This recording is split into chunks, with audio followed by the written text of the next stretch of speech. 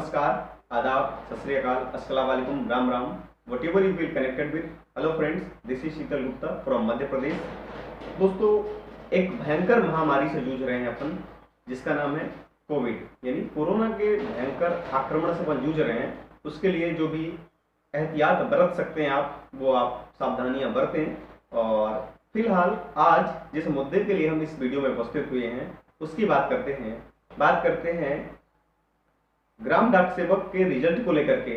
किन किन स्टेट पर बात करेंगे वो हैं छत्तीसगढ़, केरला, आंध्र प्रदेश, दिल्ली, गुजरात, नॉर्थ ईस्ट, झारखंड और अभी हाल ही में जिस स्टेट का रिजल्ट डिक्लेयर हुआ है वह है कर्नाटका।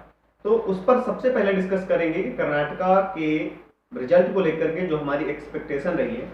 हालांकि ये वीडियो बहुत लेट आया, बहुत समय बाद आया, पर फिर भी अपन डिस्कस कर सकते हैं और आगे के लिए सारी चीज़ें समझ सकते हैं। बहुत सारे लोगों को प्रोसीजर नहीं पता होता है, बहुत सारे लोग 80, 85, 67, 65 इन सब परसेंटेज में उम्मीद लगा के बैठे होते हैं और फिर रिजल्ट आने के बाद कुछ गलत कदम उठा लेते हैं। क्योंकि मेरे पास आप लोगों के कॉल आते रहते हैं, तो मुझे इस चीज़ का अंदाजा है कि आपके साथ क्या सारी चीज़ें गुजर रही हैं। तो सबसे पहले कर्नाटका की बात कर लेते हैं।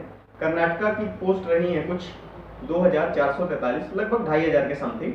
तो उसका जो कट ऑफ रहा है वो 90 प्लस रहा है। अब 90 प्लस भी कैसे रहा है कि जो जनरल कैंडिडेट हैं कहीं पर भी उनका जो कट ऑफ है या उनके परसेंटेज हैं जिस पर सिलेक्शन हुआ है वो कहीं पर भी 94 से कम देखने को नहीं मिला है। ईडब्ल्यूएस कैंडिडेट का कहीं कहीं पर 90 देखने को मिला है और बाकी ST, SC, OBC, PWD candidate जो हैं बाकी सबका 90 प्लस ही रहा है। तो एक मोटा अंदाजा अपन ये लगा सकते हैं कि चाहे किसी भी स्टेट के लिए अपन फॉर्म डालें जीडीएस के लिए, तो उसमें आपके परसेंटेज 90 प्लस होने चाहिए। इसके बाद ही आप उम्मीद लगाकर बैठ सकते हैं। अदरवाइज आप फॉर्म ही ना डालें तो बेहतर है, अगर आप जनरल कैंडिडेट हैं, क्योंकि 100 रुपये भी आपको फीस पेमेंट करनी होती है। तो ये तो बात रही कर्नाटका की। अब बात करते हैं केरला की, जिसका फॉर्म अभी हाल ही में ओपन है। आप भर सकते हैं अगर केरला से हैं या आप लोकल लैंग्वेज से संबंध रखते हैं, क्योंकि एपी पोस्ट या यूं कहें कि जीडीएस के लिए फॉर्म भरने के लिए जो सबसे अहम मुद्दा होता है वो होता है आपका स्थानीय भाषा का ज्ञान। यहाँ पर केरला के लिए है 1421 पोस्ट, और जिसमें ईडब्ल्यूएस की 167 पोस्ट हैं, ओबीसी की 297, पीडब्ल्यूडी, ए, बी, सी, डी, ई इनकी भी कुछ पोस्ट हैं, एससी की 105 पोस्ट हैं, एसटी की 14 पोस्ट हैं, और अनरिजर्व यानी जनरल कैंडिडेट या जिसमें सब भर सकते हैं, भंडारा कह सकते हैं अपन, 784 पोस्ट हैं। इस तरह से कुल मिलाकर के 1421 पोस्ट के लिए फॉर्म ओपन है और इसकी लास्ट डेट बढ़ा करके 21 अप्रैल 2021 कर दी गई है। तो इसके कट ऑफ को भी लेकर के मेरा वही कहना है कि अगर 90 प्लस स्कोर नहीं है आपका तो फॉर्म ही ना भरें, वो बेहतर है। इसमें लक भी अब नहीं लगता, क्योंकि इतनी सारी बेरोजगारी और भुखमरी व्याप्त है कि अच्छे परसेंटेज वाले जिनके 97, 98 परसेंटेज हैं और ब्रिलियंट स्टूडेंट, वो भी जीडीएस की जॉब कर रहे हैं और बिल्कुल भी जॉब छोड़ने के चक्कर में नहीं है कि इतने ब्रिलियंट स्टूडेंट हैं तो वो 98 स्कोर करने के बाद भी जीडीएस की जॉब क्यों कर रहे हैं। ऐसा कुछ भी नहीं है। आज के टाइम पे सबसे बड़ी चीज़ है गवर्नमेंट जॉब पाना, और जिसे भी मिल गई, चाहे वो 99% रखा हो और चाहे 97% रखा हो और चाहे 93% रखा हो, वो जॉब छोड़ना बिल्कुल नहीं चाहता है, चाहे किसी भी तरह की जॉब मिले। तो बात रही छत्तीसगढ़ की 1137 पोस्ट हैं, आंध्र प्रदेश में 2296, 2296 पोस्ट हैं, दिल्ली में है 233 पोस्ट, तेलंगाना में है 1150 पोस्ट मतलब 1150, गुजरात में है 1826 पोस्ट, नॉर्थ ईस्टर्न में है 948 पोस्ट और झारखंड की है 1118 मीन्स 1118 पोस्ट।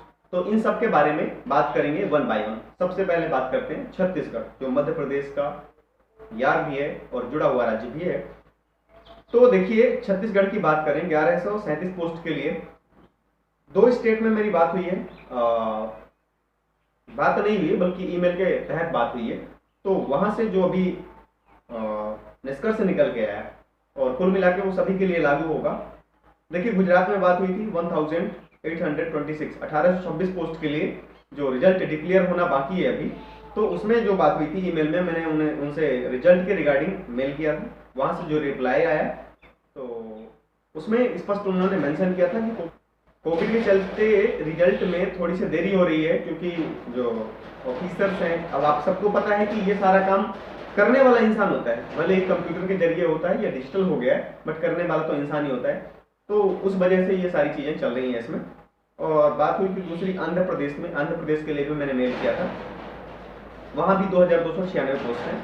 बाकी मेल तो सभी में किए गए थे, बट उनका रिप्लाई नहीं आया, इसलिए छत्तीसगढ़, अभी दिल्ली, नॉर्थ ईस्ट और झारखंड की कोई अपडेट नहीं है फिलहाल।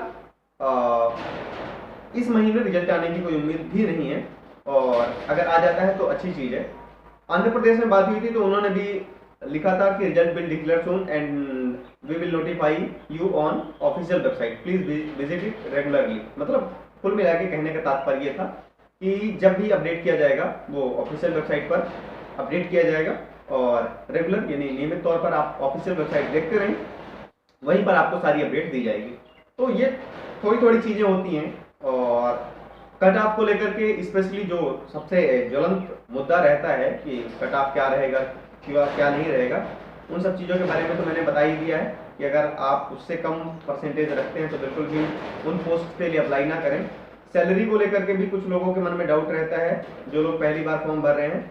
तो देखिए, बीपीएम यानी ब्रांच पोस्ट मास्टर और एबीपीएम ये डाक सेवक, ब्रांच पोस्ट मास्टर एक अलग कैटेगरी और असिस्टेंट ब्रांच पोस्ट मास्टर अथवा ग्राम डाक सेवक जो कहलाता है वो अलग कैटेगरी है। तो इसकी जो रहती है लेवल 1 में बीपीएम की वो 12,000 रहती है अगर आप 4 घंटे काम करते हैं। अगर 5 घंटे काम करते हैं और लेवल 2 में काम करते हैं तो 14,500 रुपये आपकी सैलरी होती है। असिस्टेंट ब्रांच पोस्ट मास्टर जो आपको एबीपीएम के तौर पे लिखा देखने को मिल सकता है या डाक सेवक कह सकते हैं आप, उसका मिनिमम जो लेवल 1 पे काम करते हैं वो 10,000 है, अगर लेवल 2 पे काम करते हैं तो 12,000 है। बट कट पिट के आपको 11-12,000 रुपये आपके हाथ में मिलता है। एज रिलैक्सेशन वगैरह आप सबको पता है, कोई दिक्कत नहीं है। एजुकेशनल क्वालिफिकेशन की बात करें तो 10th के परसेंट बेस पे या 10th के जो परसेंटेज है उस पर ये भर्ती आधारित होती है।